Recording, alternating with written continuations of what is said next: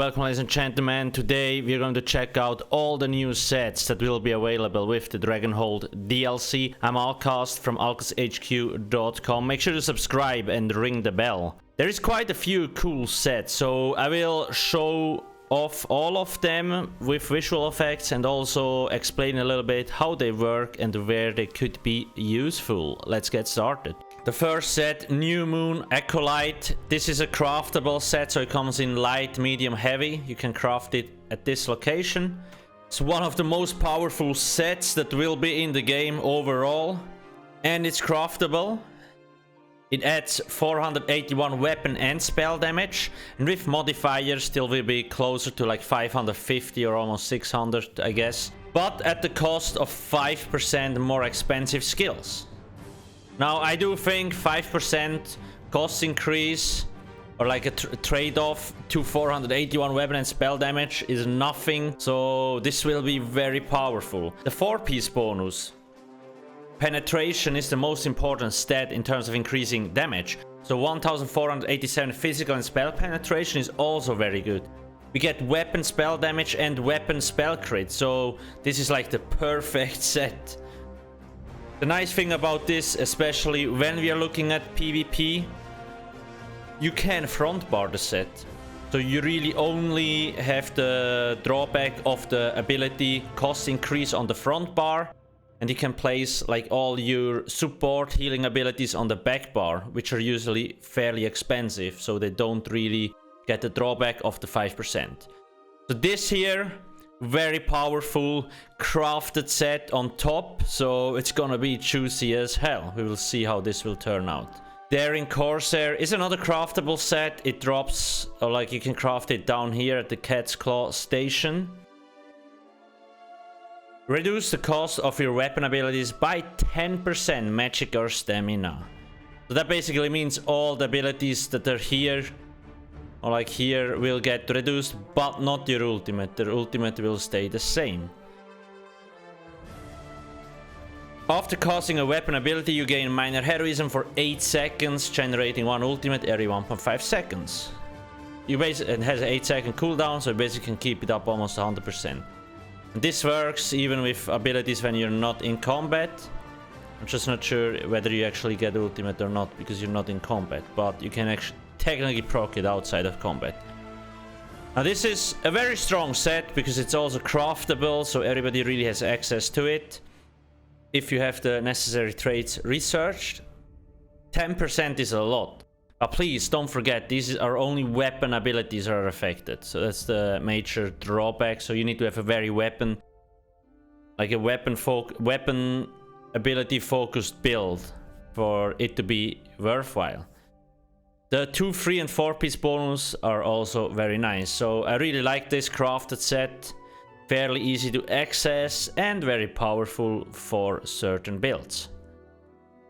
The other crafted set is Ancient Dragonguard. This will only become available after like you restore the Dragonguard headquarters. That's why we are looking at it like this.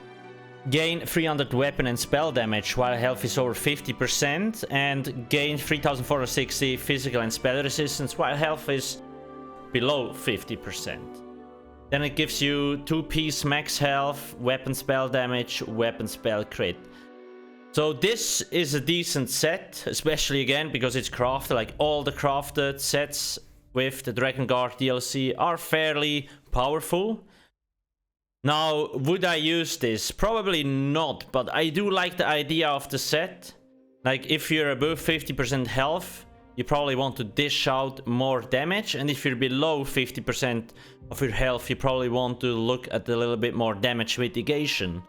So it swaps around, that's what makes it special. Now again, I don't think it's worth it because the physical resistance or spell resistance is not really that worthwhile, at least with that amount.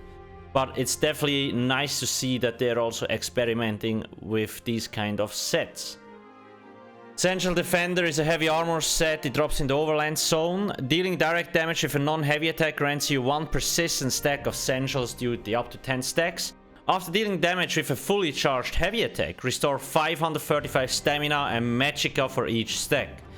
Has a 1-second cooldown, so every time That's every second time I do a light attack or anything that has like direct damage attached to it, it will give me the proc. And I can keep doing this till now it's full. Do the heavy attack and it will proc. You need to do a full heavy attack. A medium is not, like a medium attack is not enough. It needs to be a full one. So you can technically get 5350 stamina magicka with one heavy attack. It is a nice set, but would I use it? Probably not. The 2-piece, 3-piece, 4-piece bonus are not really that good on top of that. It just takes a long time to get there till you can do the heavy attack. That's the main issue, right? It's definitely a good addition, but I personally would not use it. Dragonguard Elite is the medium armor set that drops from the overland.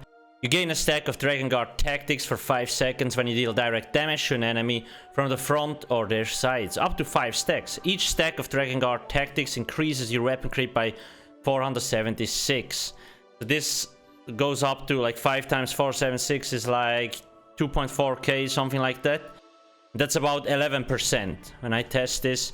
Now the weird thing is it doesn't work from the front but side and back, so I think they copied the flanking strategist set and just forgot to swap the sides because it runs from the back.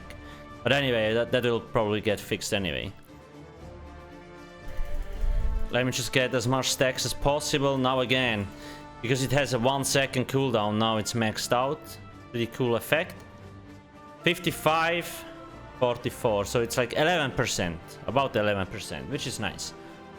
That's a lot. So it's basically a little bit more than advancing gives you. AK, if you don't need to farm Helra Citadel anymore for 200 years to get this. Now, advancing is a heavy armor set, so you also had to transmute to jewelry and get weapons, whereas Dragonguard Elite is a medium armor set, so you could potentially wear it on the body without having to transmute anything. Now the only small downside is that the 4-piece bonus is a stamina recovery bonus.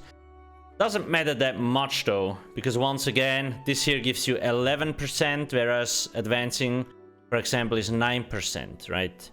This is a nice addition and a very powerful set too.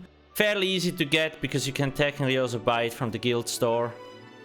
We will see how much it will be used because Relican and Locastids are still very powerful. And really the only drawback here is that it has like you only can gain 1 stack every 1 second. But once you're maxed out, I think you can stay there. Let's quickly check that.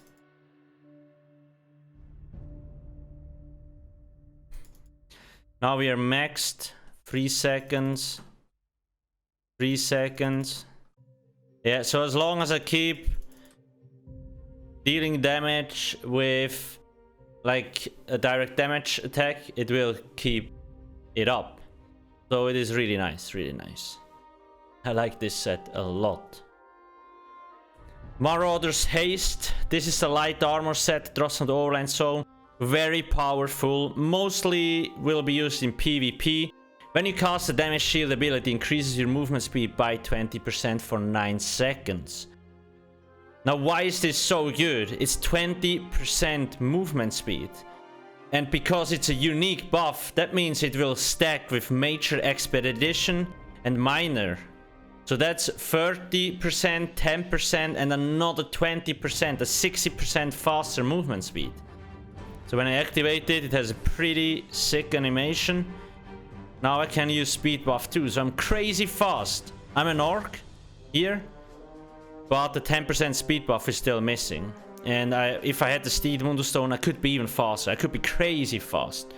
And it's really easy to proc. You can backbar it, like on a Magicka sword, for example, or just any Magicka-based setup in PvP. Where you need Magicka recovery anyway, you can backbar this.